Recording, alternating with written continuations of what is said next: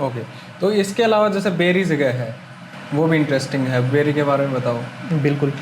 Berry जो जगह है वो ज़्यादातर वहाँ पे महाजन परिवार थे, लेकिन उसके जो आसपास के गांव थे वहाँ पे ये काद्यान जाट बहुल गांव है। बेरी का जिक्र सबसे ज़्यादा आता है जॉर्ज थॉमस के टाइम के ऊपर। उसके पास में एक हसनगढ़ के नाम से कोई जगह होती थी जहाँ पे जहाजगढ़। जहाजगढ़ तो इसको बाद में बोलते हैं, ये हसनगढ़ कोई जगह रही होगी वहाँ पे जहाँ पे जॉर्ज थॉमस ने अपना ठिकाना बनाया था सबसे पहले आके। उसको जॉर्जगढ़ बोलते थे उस टाइम पे, लेकिन वो बाद में लोगों को, अब देसी भोले भाले लोग थे हरियाणा के, तो वो जॉर्ज बोलना नहीं आता था, वो जहाजगढ़ पक गया उसका नाम। इसी तरह से जो हिसार है वहाँ पे एक जहाज पुल नाम से एक जगह है। जहाज कोठी भी तो है। जहाज कोठी भी है, वो जहाज कोठी के पास का जो एरिया है उसको जहाज पुल ही बोलते हैं। अच्छा। तो वो भी इसी वजह से ही लोगों को बोलना नहीं आता था जॉर्ज, तो वो जॉर्ज का जहाज हो गया और वो जहाज पुल, वहाँ पे वो उसका घर था। आज उसमें म्यूजियम बना हुआ है जॉर्ज थॉमस का। वो इंटरेस्टिंग हाँ। है। तो जैसे महाजन लोग थे वो व्यापारी थे। व्यापारी लोग तो आपको पता ही है, पैसे की तो कमी होती नहीं उनके पास में। तो उनकी लड़ाई हो गई थी जॉर्ज थॉमस के साथ में, जिसमें आसपास के जो काद्यान जाट थे वो भी शामिल थे। तो कुछ लोगों का मानना ये है कि जो जॉर्ज थॉमस था, लड़ाई के बाद उसने बेरी से जितने भी बर्तन वगैरह, पहले क्या होता था कि तांबे के, कांसे के बर्तन होते थे। हाँ, बड़े बड़े। हाँ, बड़े बड़े होते थे, बहुत भारी।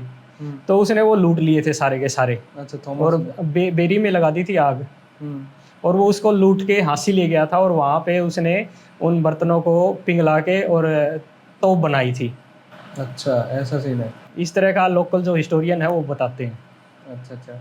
बाकी मैं जॉर्ज थॉमस बड़ा अलग ही तरीके का आदमी था, वो एडवेंचरस आदमी था।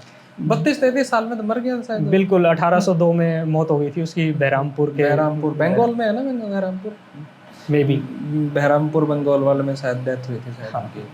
तो वैसे उसके बाद बेरी और जैसे दुजाना का मैं दोबारा जिक्र कर रहा हूँ, तो दुजाना नवाब तो पाकिस्तान चला गया था।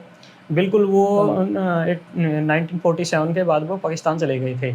और यूँ बताते हैं कि वहाँ पे अब यहाँ से कुछ नहीं लेके गए थे वो लोग। वहाँ पे उन्होंने अपना जीवन चलाने के लिए ढाबा खोला था। ढाबा खोला था। अच्छा।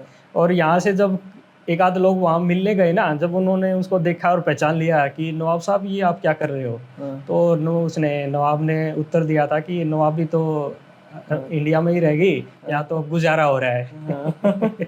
पर ये मुझे नहीं पता ये सही होगा, क्योंकि उसका मैं कारण बताता हूँ।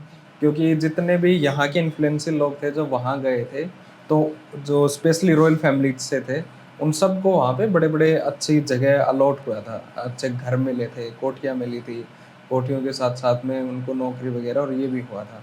तो हो सकता है ये ओरल हिस्ट्री में हमारा हो, बाकी जितना मेरे को पता है, क्योंकि कई बार तो ऐसे भी लोग थे यहाँ, इस साइड वाले भी उस साइड वाले, उन्होंने वहाँ पे चाबी रखते थे, वो ये देखो जी हमारे 8 चाबियां हैं, इतनी बड़ी हवेली थी, तो इसके बराबर की हवेली हमारे को याद हो, और पता लगता था वो चाबी लोहार के पास से बनवा के ला रहे हो। तो इस तरीके का भी वो फ्रॉड होता था वहाँ पे। बिल्कुल होता होगा, क्योंकि किस्मत होती है ना एक, कि कुछ लोगों को तो जाके वहाँ पे मिल गया, वहाँ की गवर्नमेंट ने दे दिया, और कुछ लोग जिन्होंने शायद मांगा नहीं होगा और लिया नहीं होगा, ये हो सकता है।